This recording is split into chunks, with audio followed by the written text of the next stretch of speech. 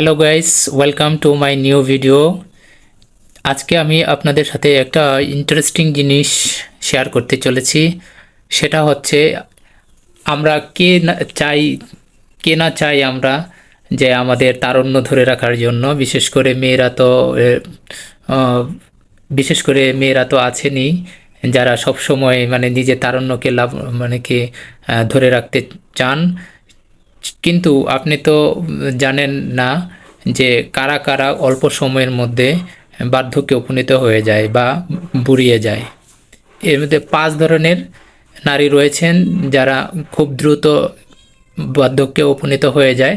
এর নাম্বার 1 সেটা হচ্ছে যে কখনো শারীরিক পরিশ্রম করে না এবং যে বেশি দুশ্চিন্তা করে তিনি। এরপরে তৃতীয় রয়েছেন যিনি অল্পতেই রেগে যাওয়া যার স্বভাব, সে নারী দ্রুত বুড়িয়ে যান। এরপর 4 নম্বরে রয়েছে যে পানি কম পান করে।